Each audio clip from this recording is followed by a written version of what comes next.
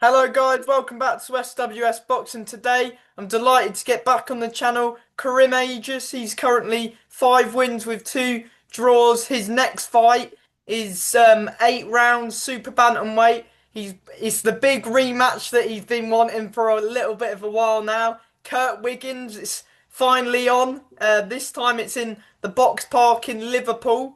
So you're going to his backyard and yeah.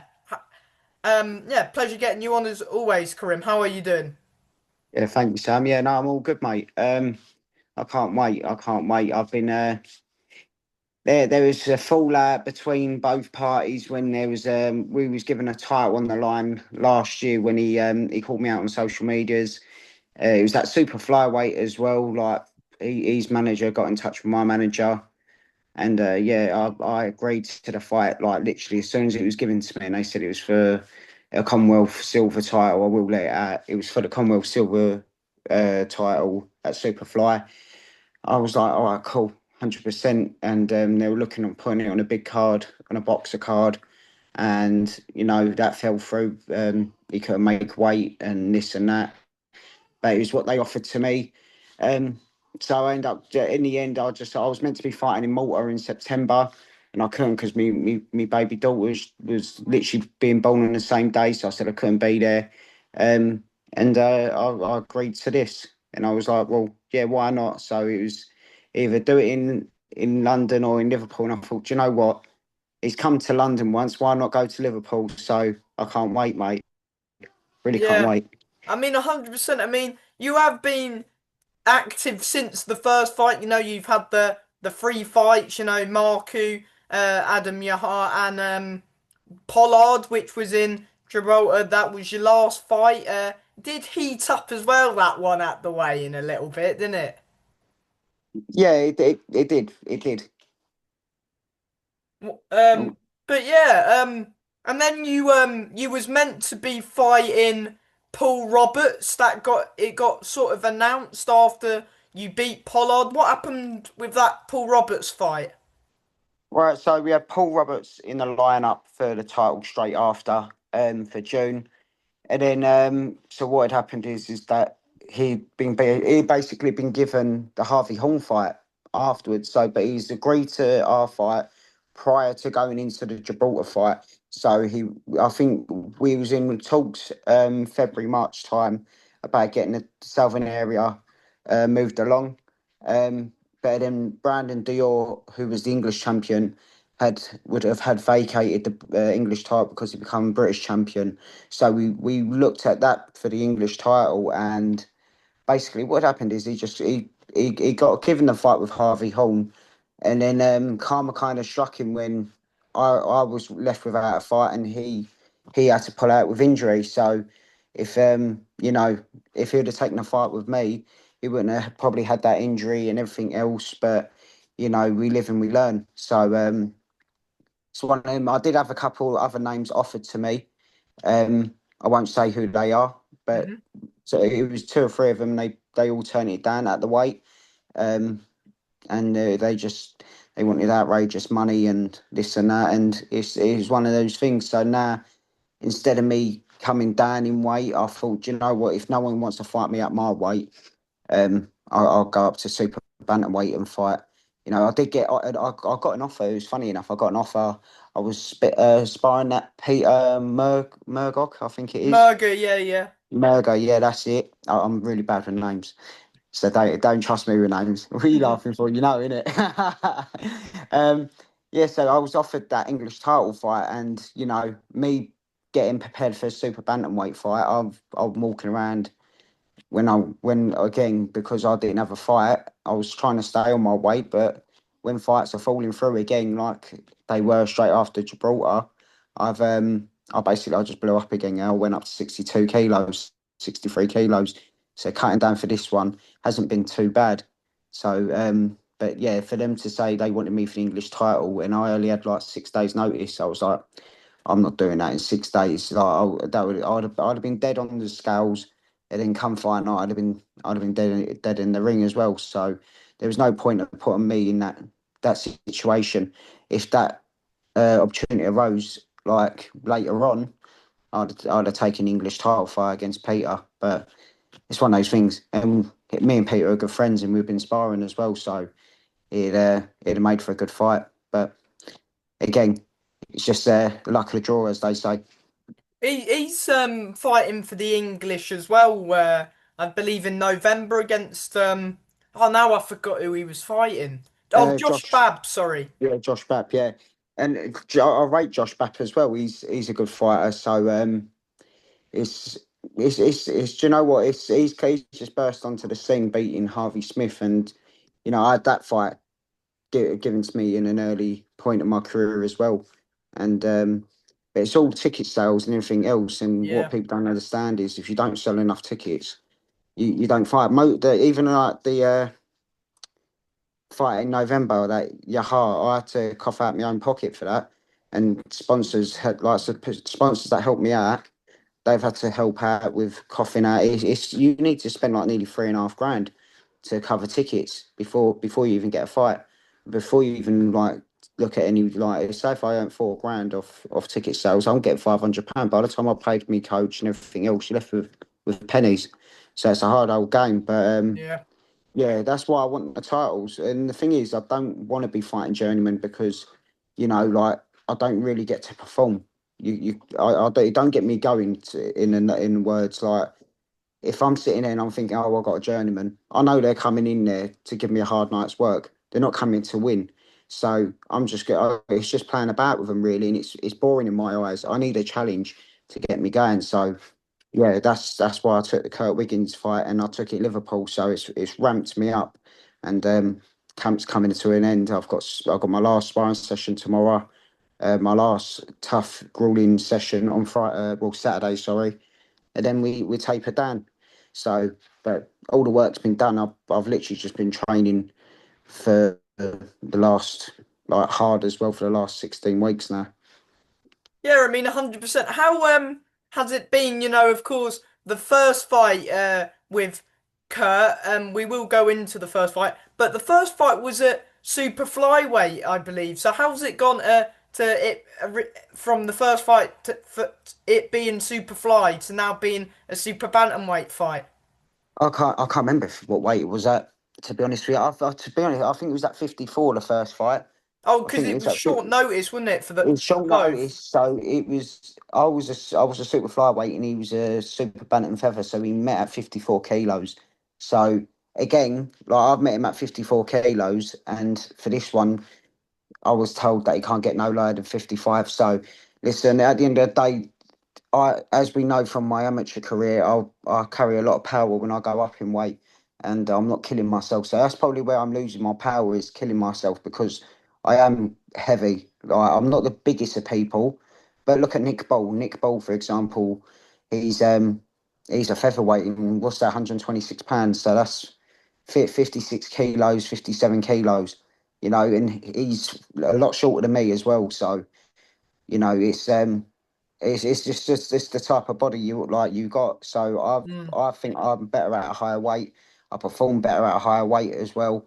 And like the first fight. So the first fight we could see me being a little bit heavier and not having to kill myself at the weight. I carry a lot of power, but again my wrist went and my knuckle my knuckle plays up. It has done since the amateur days. So.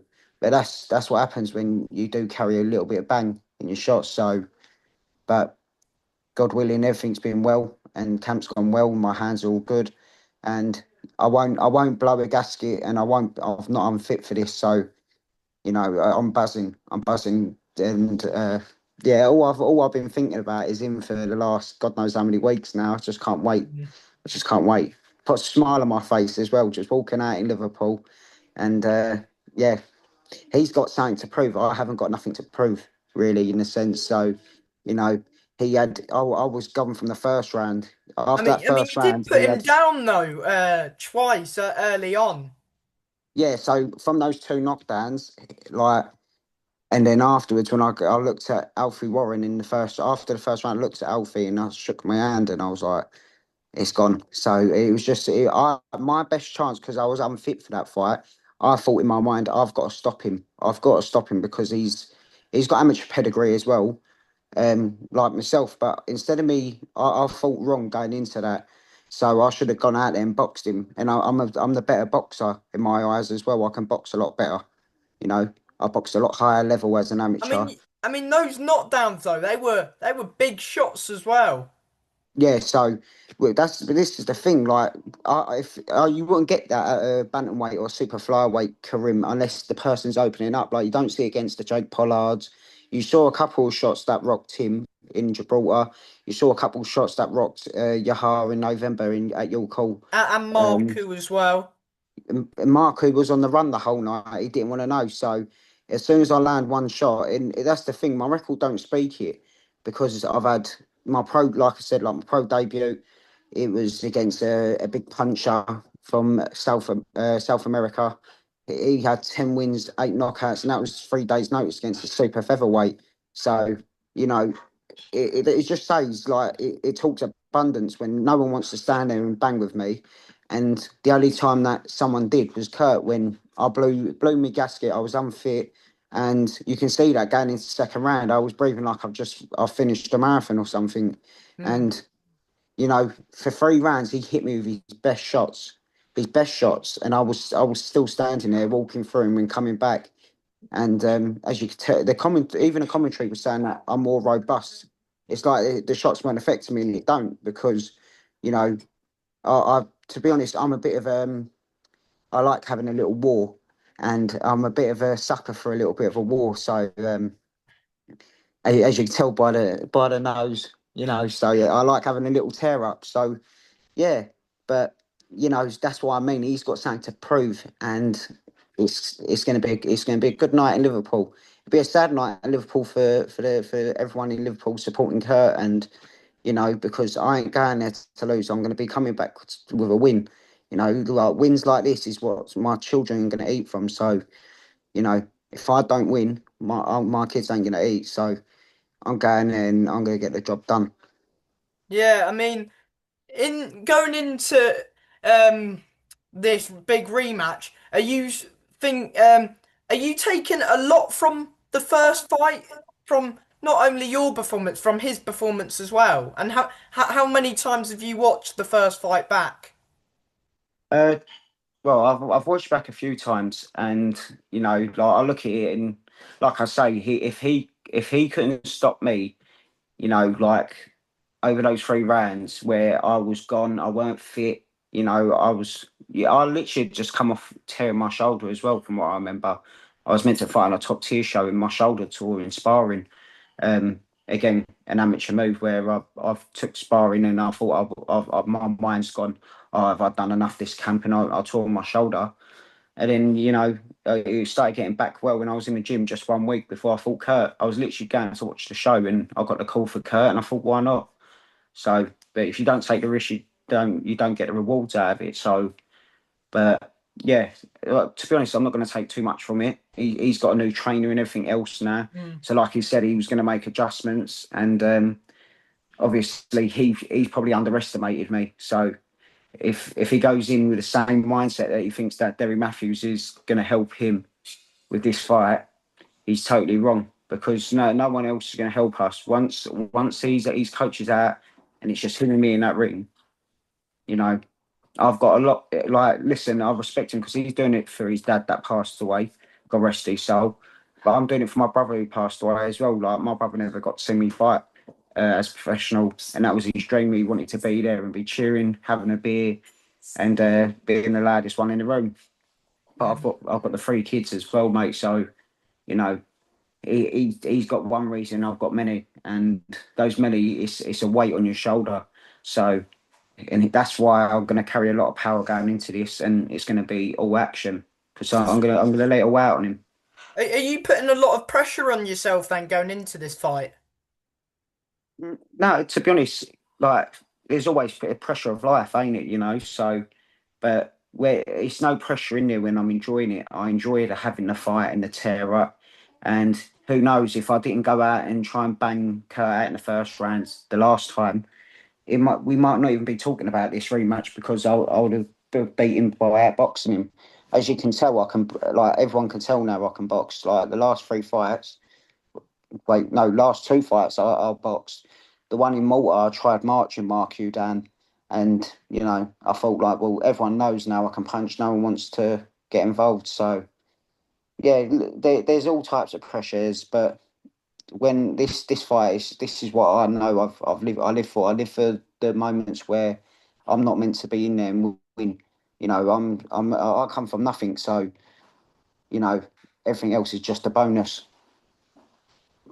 Of course, yeah, but do you feel like, does it give you that more lift knowing, even if it does get into the later rounds and you will have to trade, that you've got the upper hand on power over him because you have put him down not once but twice before? Yeah, well, I'm prepared to go 8 rounds, and the sparring I've had with my mate Oace, he's like I call him the little pit bull. He's like a little Nick Ball. Oace has saying if you look him up, he had a good amateur career, and then he's he's. I'll tell you what, like it, the first couple of spars we ever had, it was like, all right, cool. This is good work, and then all of a sudden he's like a sponge and he's been soaking it up. And every spar we do, it's getting harder and harder because I'm having to think a lot more and get. And it's been like that for ages. I've used him and me have used each other for since I think it was literally just before Yahar we started sparring. So last year, and he's come on massively. And we have, if honestly, if you used to watch our spars, we end up getting told off by our coaches because we're standing there for 8 rounds banging each other. So, and we've both got 16 ounces on, and we're having tear ups, absolute tear ups, standing in the middle of the ring, laughing whilst we're doing it. So, I'm fit, and like all the training marks put me through my coach. I'm fit and ready to go. So, I'm going to have the same power and the same stamina as I did in the first round to the eighth round. Yeah, 100%. Do you reckon? Yeah, I mean, Awas, he's a good fighter. I've watched him a few times. He's a good lad as well. I mean, Yeah, he's I'm, good stuff. and I watch your fights as well. I mean, I can only imagine those spars must be pay-per-view worthy spars as well. Yeah, they're good. They're good little tear ups. Good round. Have you been sparring him this camp as well? Yeah, every week we've been doing 8 to 16 rounds a week, and it's been hard spars. Like some of them, the day later you get indoors and you're like, oh, I didn't feel that yesterday, and it's like and that's the spars you need. So, but yeah, he's showing his abundance in the ring as well when we're sparring as well. So, he's coming on, I'm coming on, but listen, as they say, iron sharpens iron. So yeah, and like honestly, it's massive thanks to him. He's done well with me this camp, and so has my coach Mark. Yeah, of course. There's a little bit of what's needle, bit of back and forth as we have mentioned. Does that give you a bit more um hunger to win this time round? Because the first fight, short notice. This time there's been a lot of back and forth online. Yeah, It's time to put it to bed. I said, yeah, I said to everyone like when after fight interview with me and Kurt the first time, I said when we know we've got each other, and we have a proper camp thinking that we're fighting each other, it's going to be a lot better fight. So, like I said, it's going to be Gatti Ward number two, ain't it? So we've had number one. It's time to go round. Like it's going to be a good fight. It's going to be a really good fight. Do Um, you go into this but fight thinking it's round number 5, or are you not thinking that? No, I'm not because it's going to be a whole. It's going to be a completely different fight. It's going to be a whole completely different fight. I'm going to be boxing him. I'm going to be outworking him, and the thing is he's going to have to try and keep up with me. And he can't leave his chin exposed for 1 second because like Jake Pollard, I know Jake Pollard's genuine, but he's tough as they come. Yeah, and if you watch any of his other fights, he will walk people down. He didn't want to walk me down, so we had the needle the night before, and I thought, oh, cool, he's gonna open up and he's gonna try and trade with me, and that's what I want because if you're gonna open up and trade with me, you're gonna leave yourself in harm's way, and yeah, so I'm not looking at this as round number 5 because he's gonna be there and he's gonna want to trade with me, and if he trades with me as Newman has said as well. in that fight with Yaham, an explosive counter puncher. He's seen what I can do in sparring with people, and that's with 16-ounce gloves on. So if he walks in, he's going to walk into an explosive shot, and whether he can take that, and then I'm going to come back with an aggression shot as well. So I'm going to be on the back foot, front foot, and I'm going to be there all night. And it's just whether Kirk can do the same. Yeah, of course you are going in to the Lions' Den. How are you feeling about that? Of course, are you do you feel like you've got to really take it to him this time and really put a dent in him to make sure you get your hand raised on the night? To be honest, I don't think I will need to because again, he's not he's not been a main eventer. Neither have I. But he's going to want to prove a point. He's in his hometown. He's the main event of this big show. He's going to want to walk into me, and it's going to be the wrong thing. He ain't going to be able to with the crowd and everything else. Just try and do a chess match with me because, like, don't get me wrong, I'll be up for a chess match, and I'll outbox him. But then he's going to walk in, and I'll be waiting. I'll be waiting. So yeah, look, listen. I've got no pressure on me. All the pressure's on him. So he believes that, like we had a bit of like all that stick and everything. He believes like it was just luck or whatever. But there's a reason why it didn't go straight away, and they didn't want to do it at the weight and this and that. And it took him a while to get a fight after our fight. I wanted to be straight back out, and even though I was injured, I still want. I just want to fight because you spend all your year like all the years injured and everything else, and you're losing years on your fighting career. So, but after this fight, hopefully I can get bigger fights. So, And and maybe a that's what I'm title looking forward fight. to. Well, yeah, to be honest, I'd like I'll probably call him out after, but I'm not going to say it now. I might focus on Kurt, but Yeah. afterwards I want someone else. I know you're going to be very surprised. Oh, really? Yeah, I think you'd be surprised by the person I'd want. I'll look forward to it after the fight then. Yeah, 100%. I'll get the win, and then yeah.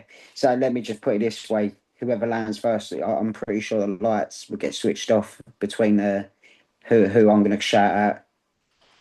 So that gives you a little hint. Yeah. And yeah, have you got many people coming up on the night? No, so I'm just going to be going up there. My coach, my dad, and my raps man. I've got obviously the Warrens are coming up. Um, at the end of the day, listen, like I Because didn't. it's his To be show, honest, isn't it? It's on Block One Promotions. yeah, but I didn't like even the Your Call one. I didn't have many people there. I had my wife, I had my father-in-law, my mother-in-law, my dad, and my brother. That was it. I had five people there, and he brought down like half an army from Liverpool. Like again, the fans can't fight for him. It's just going to be me and him. As soon as that bell goes, he's got me in there. He ain't got all the support and everything else. If anything, I'd think like if you can't switch it off from the support, it's going to be a bad night because you're going to react to how the support are and everything else. So, but only it's all going to be in the mind, and only Kurt can deal with that because I haven't got to deal with that. I've got no pressure, and my pressure is getting there and do what I know I can do. Yeah. Of course, the fight is on Box Nation. Have you got a message to the fans who will be tuning in a week on Friday? Yeah, on Box Nation and even going to the show as well, which is a good card. Have you got a final message? I just want to say thank you to everyone that's probably bought a ticket from Liverpool. It's from what I've been told, it's sold out. So, and all I'm going to say is don't blink because it can switch any time in that fight. And yeah, to be honest, like I said, I don't think it's going to go to 8. If he opens up, he's going to have to try and stop a counter, or he's going to have to stop me coming forward. Either or, it's going to be all action. But yeah, I feel like I'm giving too much away, but I'm not obviously. Well, I'm not because I'm not telling you how I'm going to box him and everything. So, but I'm going to be doing a bit of everything on the night. So I just can't wait to get going. 100%. And before I let you go, do you want to shout out anybody, thank anyone at all? Well, well, no, not really. Well, after the fight, I'll do all that. Hmm. you know, I'd like to thank my missus for letting me do a little bit of sleeping because the baby's been here, so and she's kept us up all night, but I've been allowed to sleep, and she's looked after me. And I'll thank my sponsors while I'm at it as well. King's Head in Bradwell sorting me out with my kit, Foom Ride. My brother's cab company helped me out towards my kit as well. Um, I've got my mate Louis Taylor's company who's helped me out with my medicals, and who else have I got? Oh, WW Meats, yeah. Thanks, babe. It's been a long day. So that's the meat company I work for. I get all my meats supplied to me for nothing. So yeah, it's good stuff. Yeah, 100%. And from me, Karim, a big thank you for your time today. I do appreciate it, and all the best next week. Top man, thank you. Thank you. Bye, mate.